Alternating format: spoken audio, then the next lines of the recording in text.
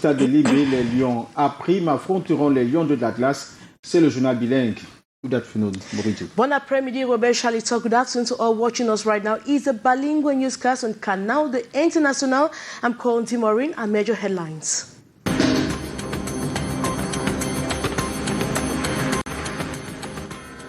Relative calm has returned at the Boya Disarmament, Demobilization and Reintegration Center after ex-separatists and fighters embarked on a protest to denounce poor living conditions and mismanagement at the Disarmament, Demobilization and Reintegration Center. Which lasted more than 4 hours, blocked the Mimos Junction and Bukwango stretch of road, interrupting traffic.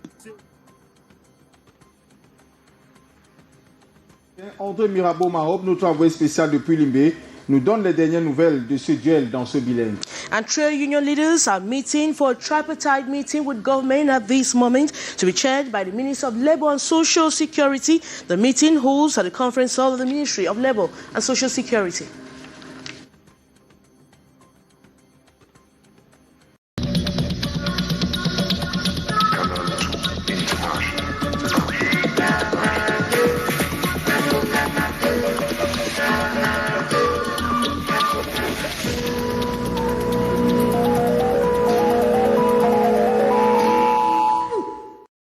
Bon après-midi, mesdames et messieurs. Ouvrons ce journal avec du sport. Le Cameroun affronte le Maroc demain à Limbé en demi-finale du CHAN Total Cameroun 2020. Les Lions A' sont dans la ville balnéaire depuis hier soir et leurs adversaires ont choisi de rester à Douala préparer la rencontre. Les deux entraîneurs étaient face à la presse ce matin. Prenons les dernières nouvelles de ce duel avec notre envoyé spécial depuis Limbé, André Mirabeau Mahop. Bon après-midi, André Mirabeau Mahop.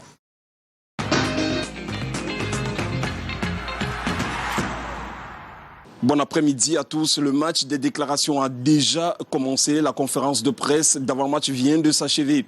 Ici au stade de Limbé, Camerounais et Marocains refusent évidemment la tunique de favori pour cette demi-finale du championnat d'Afrique des Nations. Voici l'essentiel des déclarations face à la presse. Forcément, il y aura une autre visibilité par rapport à cet adversaire. Je ne vous dirai pas ici ce que nous avons préparé comme stratégie, mais je puis vous rassurer que nous avons mis en place des mécanismes pour que le Maroc ne se sente pas à l'aise demain. Donc, nous avons la ferme intention de jouer la finale. Donc je pense que notre préparation vise absolument la finale. Je pense que nous sommes très sereins, c'est l'état d'esprit qui nous anime.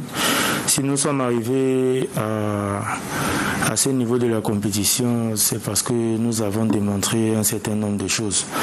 Donc il sera question pour nous d'aller chercher cette qualification pour la finale.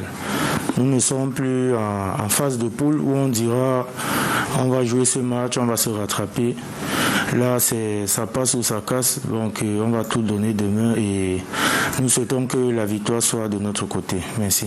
C'est pas parce que nous n'aimons pas le SC Limbé, mais c'est une question d'organisation à laquelle doivent répondre les organisateurs de la Fédération royale marocaine de football.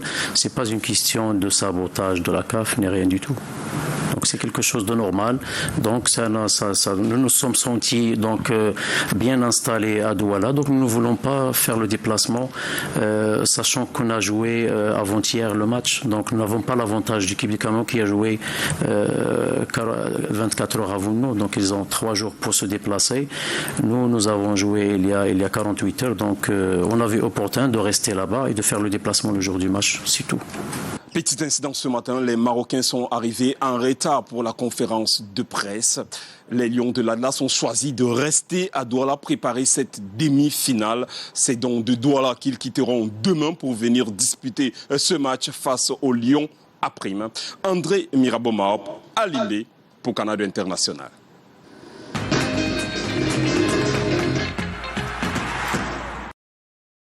André Mirabeau Mahop, poursuivons toujours avec le CHAN Cameroun Total 2020, le Cameroun et le Maroc.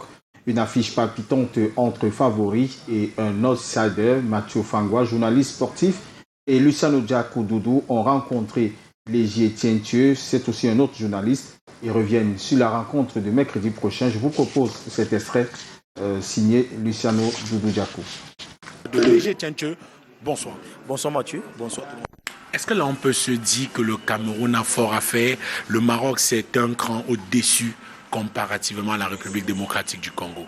On se disait déjà que la RDC était un cran au-dessus du Cameroun parce qu'en RDC, quand même, c'est une équipe qui avait déjà remporté 2 fois ce championnat d'Afrique des Nations. On sait aussi qu'en RDC, le championnat avait déjà commencé. Ils étaient pratiquement dans les 14e et 15e journées. Et le Cameroun a quand même su vaincre cette formation des Léopards à prime. Maintenant, c'est une autre équipe. Plusieurs crans au-dessus, c'est quand même le Maroc, c'est l'équipe tenante du tri qui va se présenter sur la route des Lions de Notable. Je crois que c'est l'adversaire le plus coriace que le Cameroun aura à rencontrer dans ce tournoi. Et je suis convaincu que le vainqueur de ce duel va forcément gagner cette 6e édition du championnat d'Afrique des Nations. L'une des satisfactions, c'est le buteur El Kaabi, qui a été sacré il y a quelques années. C'était au Maroc. Légier Tientieux, est-ce que c'est la première arme fatale en termes de serial killer de cette formation marocaine? Il était très attendu parce qu'on a encore en mémoire toutes ces belles performances qu'il avait réalisées en 2018 où il avait inscrit 9 buts. C'était un record déjà pour une édition du championnat d'Afrique des Nations. Je crois qu'il est déjà en train de retrouver son niveau. Il a commencé à marquer lors de la 3e journée contre l'Ouganda. Ça reste un buteur, ça reste un attaquant très dangereux à suivre. Je crois qu'à côté de lui, on ne peut pas parler à tout offensif numéro 1. Il y a quand même des joueurs qui sont distingués, comme je vous ai dit tantôt. Soufiane Rahimi, qui est très virevoltant et qui est très à droite quand même devant les buts.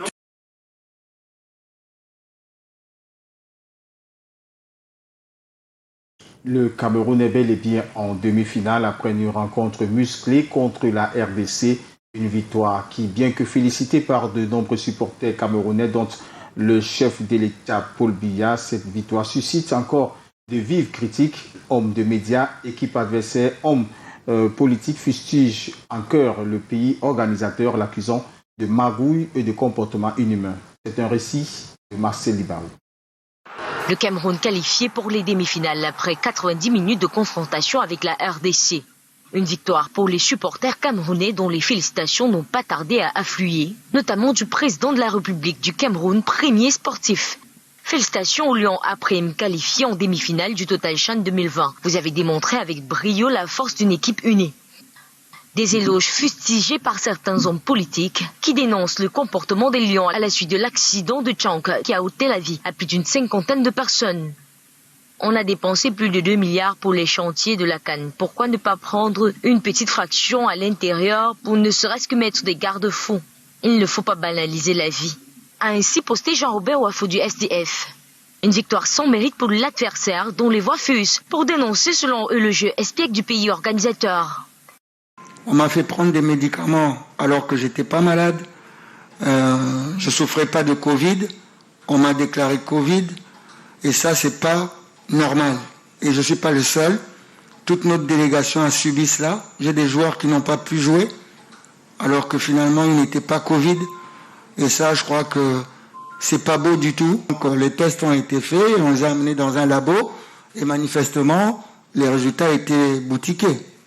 Puisque la contre-expertise faite par la CAF a montré autre chose. Des techniques de jeu aux résultats tels que décriés par certains journalistes français. Le niveau du Chan est à plaindre, mais encore plus si le Cameroun remporte ce championnat. Avant la rencontre, un incident diplomatique se préparait avec l'accusation de la RDC envers le Cameroun, suite à l'annonce de 19 cas de Covid dans le camp congolais. Criant au complot du Cameroun pour éliminer le Congo-Kinshasa, une contre-expertise révèle plus tard 3 cas confirmés de Covid-19. Les Léopards à prime renvoyés sur un score de 2-0. Le pays de Roger Mila jouera les demi-finales ce 3 février. Sortons du sport et allons aussi à la rencontre de ceux-là qui crient leur ras-le-bol. Ils sont ex-combattants séparatistes logés dans le centre de désarmement, de démobilisation et de réintégration du Sud-Ouest. Ils manifestent leur désarroi. Ils ont pris d'assaut l'axe Mermoz Johnson Bokwango pour condamner les mauvaises conditions de vie. Inès Ondambala pour les précisions.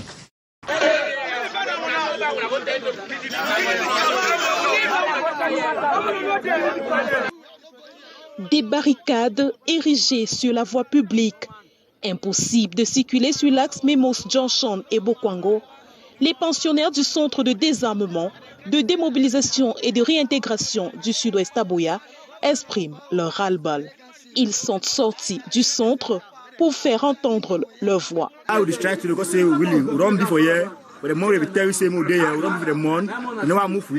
And the promise we said move free for 7 months, 6-7 months, young pass. We don't make 1 year for months, never move free. And I will see a strike the beat today so because don't stay over long. Les ex-combattants de la crise anglophone fustigent la qualité du traitement qui leur est réservé au sein du DDR du Sud-Ouest.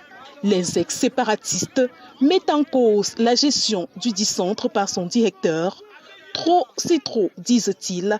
Le ton qui est imparti à leur formation est longtemps arrivé à son terme. Depuis plus de 2 ans, ils ont l'impression de tourner en rond.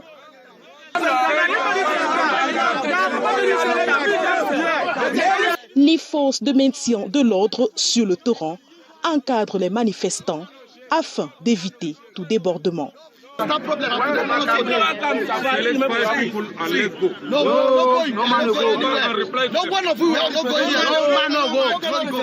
L'autorité administrative descend sur le torrent pour apaiser la tension.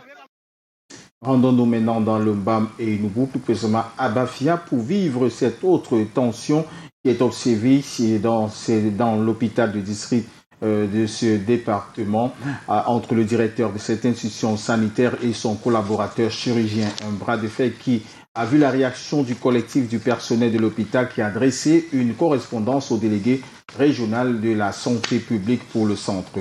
François Emossi et Espoir Anissebaha pour les précisions. L'autochon brûle véritablement entre le directeur de l'hôpital de district de Bafia et son collaborateur chirurgien. Le climat froid observé entre les deux hommes met au centre de débat ce document servi contre toute attente sur la toile qui tient des propos malveillants à l'endroit du patron de l'hôpital. Quand je suis arrivé à l'hôpital district de Bafia il y a de cela 2 ans, je me suis entretenu avec lui. Il m'a dit qu'il est frustré par le fait que depuis qu'il est sorti de l'école, il n'a jamais été nommé. Il voudrait être directeur d'un hôpital. Ce document, en réalité, est une réponse brutale du Dr Maurice John, chirurgien dans cette formation sanitaire. Le en cause à une demande d'explication à lui adressée par son directeur pour absence répétitive. D'emblée, le chirurgien dit ne pas reconnaître les faits qui lui sont reprochés. Il précise dans sa réponse « Vous savez que je suis toujours présent, je fonctionne dans le strict respect du programme que j'ai établi comme tous les spécialistes. Je consulte environ 200 patients par mois, mais vous n'en consultez même pas 10. Vous cherchez un bouc émissaire pour justifier votre gestion calamiteuse. » Plus loin, il fait cette déclaration « C'est moi plutôt qui suis bien placé pour te donner des conseils en tant que ton supérieur académique et ton aîné. Malheureusement, tes oreilles ne sont pas sensibles. » L'autorité du département a effectué une descente sur les lieux et tenu une réunion d'urgence pour calmer la situation et permettre une suite sereine du service à l'hôpital. Le président de gestion du comité de gestion de cet hôpital, dès les premières heures de la matinée, j'ai décidé, accompagné de mes collaborateurs, de venir faire une descente pour vérifier la matérialité des faits et l'effectivité des déclarations qui sont faites dans les différents documents qui traînent dans les réseaux sociaux. Ce bras de fer entre le directeur de l'hôpital de district de Bafia et son collaborateur met à nu le problème d'ego souvent rencontré dans des formations sanitaires entre médecins généralistes, le cas du directeur de l'hôpital, et chirurgien spécialiste, son collaborateur. Entre les deux, un problème de fond se cache et nos oreilles restent tendues pour la suite de l'affaire. La suite de ce bilan, c'est avec vous, Maureen. Relative calm has returned at the Buea Disarmament, Demobilization and Reintegration Center after some ex-Amber fighters took embarked on the protest to denounce poor living conditions and mismanagement at the center. The ex-fighters say government has not fulfilled its promises made ever since ex-Amber union fighters left the bushes. The details in the following story with Ines Ondwambala.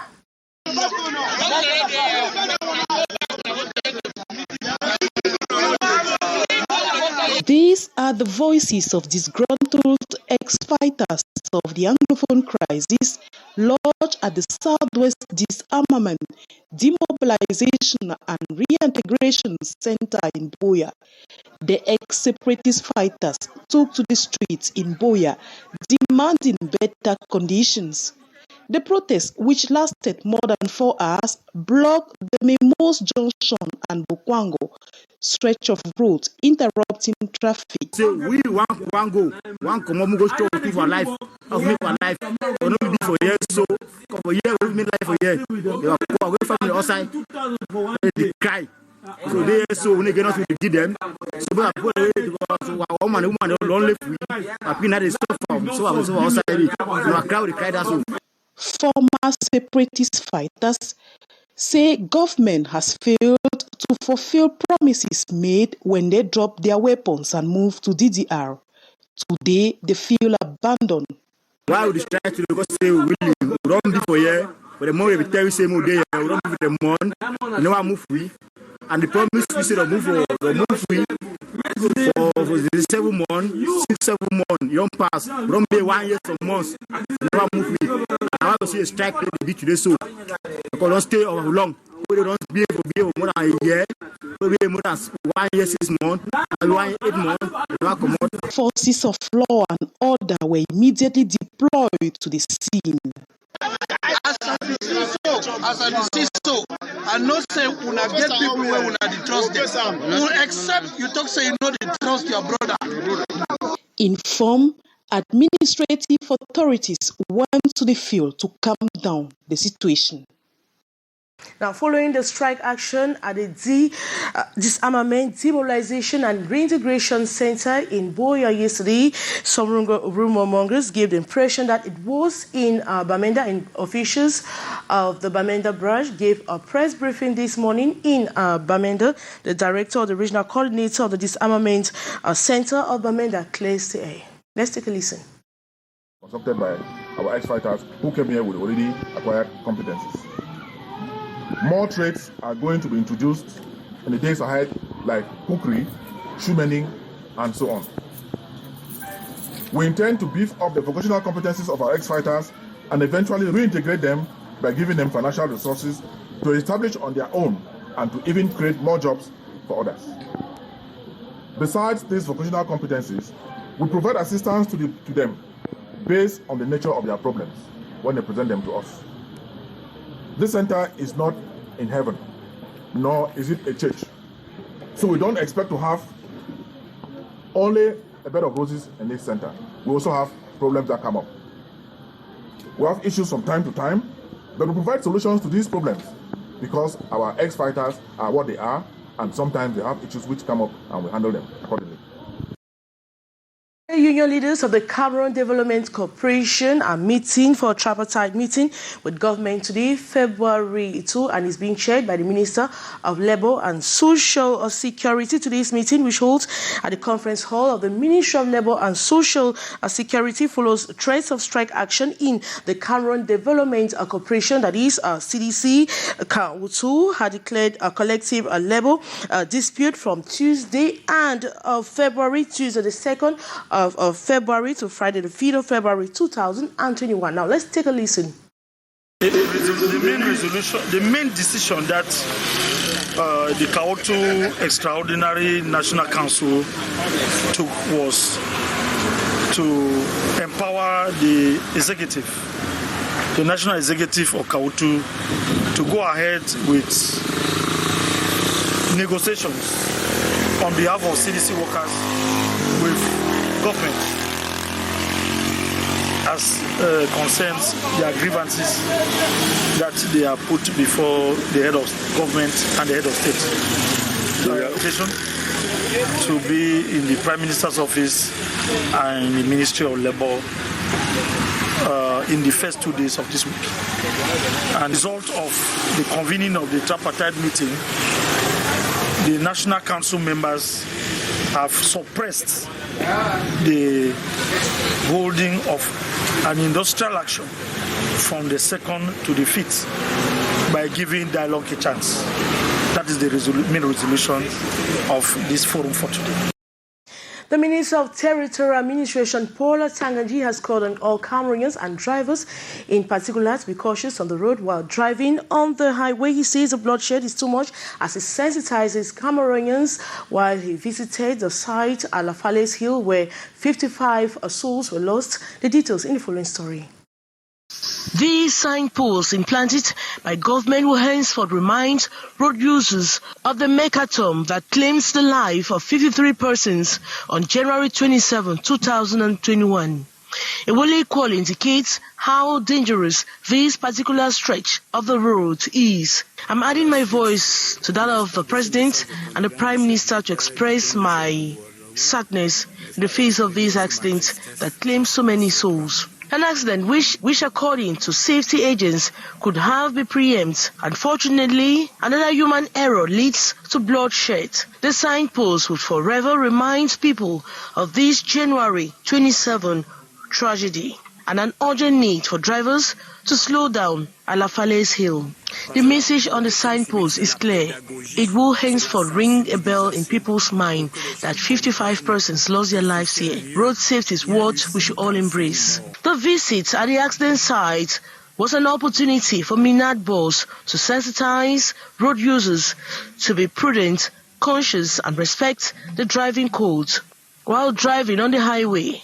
He says government was tired of such bloodshed, which is caused by our own negligence. It is time for Cameroonians, particular drivers, to think about their safety and that of their passengers first before any other thing.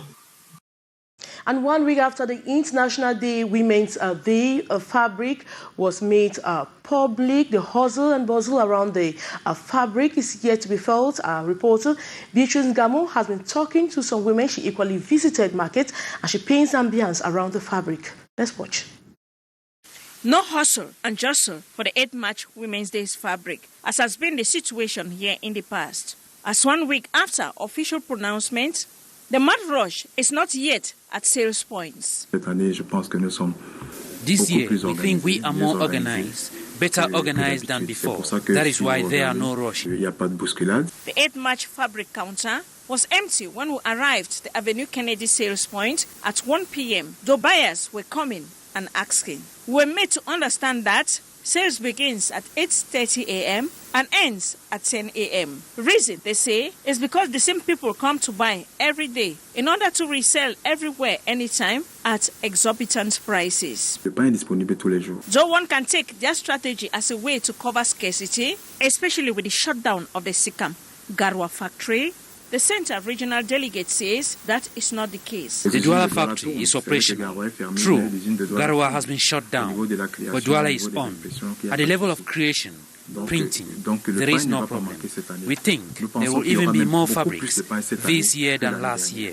Just 1 week, they have received about 465 bales of fabrics. And every sales point have at least 1,000 fabric, and 3 are here in Yaoundé, in the central region. There is a Bolova, Sangmelima, and Betua to supply also, but nothing that their partners, wholesalers, administration, ministries, enterprises, and other women associations are also to be supplied. And the fabric production company says supply of women's like Labor Day fabric is sure and very certain this 2021. And Secondary Education Minister Pauline Nalova-Lyonga has officially launched a week-long activity to commemorate the 16th edition of the Bilingualism Week in Cameroon. She encouraged Cameroonians to cherish bilingualism, which makes them unique. Regina Leke-Tandang tells us more. It is here at the Bangante ceremonial ground that activities to mark the launching of the Bilingualism Week flagged off on February 1st, 2020. Cameroon's Minister of Secondary Education, Pauline Nalova-Lyonga, officially launched the event, which held under the theme Bilingualism, a tool for a resilient, inclusive and quality education. Bilingualism is a very important tool for inclusive education because if I'm bilingual, it enables me to go anywhere I want to go and be what I can be, especially in my country.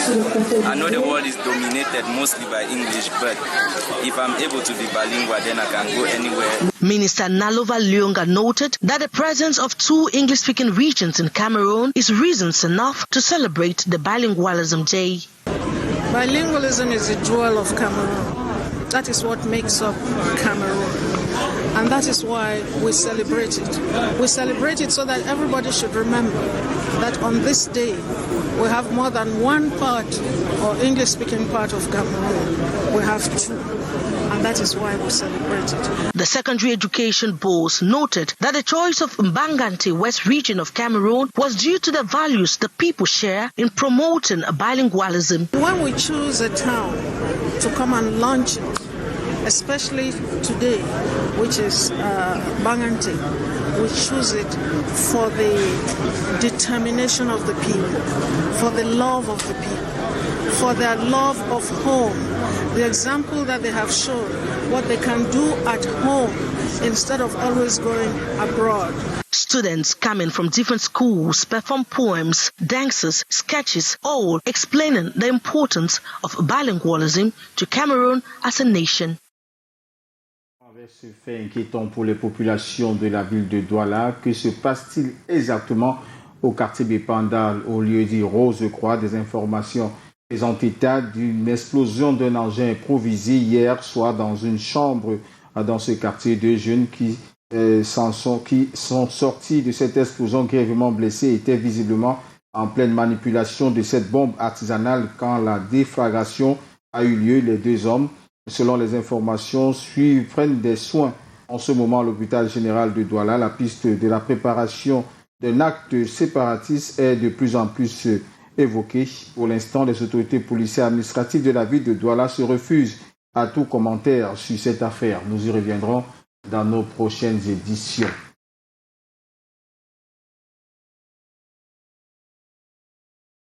Allons dans le centre parler de cette activité d'enrôlement de nouveaux électeurs qui est en cours depuis le début du mois de janvier. La vice-présidente du conseil électoral et une forte délégation se sont rendus dans l'arrondissement de Bibé, dans le département de la Haute-Sanaga, avec pour objectif l'évaluation du premier mois d'activité. Constat fait, les opérations se déroulent sans Annick Rochefel. Diom 3, Bétronta, c'est pour les précisions. Plus d'un mois après le dernier grand coup électoral d'Elections Cameroun en matière d'organisation du scrutin, l'institution prépare déjà ardemment les prochaines échéances, quoique lointaines. Nous venons de terminer avec les régionales. C'est évident que dans certains coins, il y a quelques petites reprises, mais ici, nous sommes un peu plus tranquilles.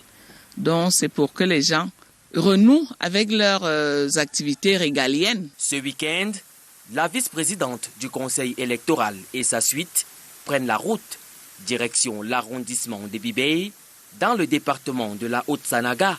Au menu, une séance de travail avec les agents de terrain de l'ECAM pour évaluer le premier mois d'inscription sur les listes électorales. Les voyants sont au vert. L'année dernière, nous avons inscrit une centaine de nouveaux électeurs dans notre fichier. À un mois seulement d'activité, nous sommes à plus de 40 électeurs inscrits. En ce qui est des cartes électorales, nous avons reçu une centaine. Au jour d'aujourd'hui, on en a distribué plus de la moitié. Les responsables de l'ECAM disséminés sur le territoire national n'ont pas de répit. Nous distribuons les cartes électorales. Elles sont là pour ceux qui n'en avaient pas reçu. Pour les jeunes qui ont déjà l'âge de la majorité, qu'ils se rapprochent de nos antennes pour remplir leur devoir de citoyen. Selon un adage, les victoires de demain se préparent aujourd'hui. Et l'ECAM a fait sienne cette maxime.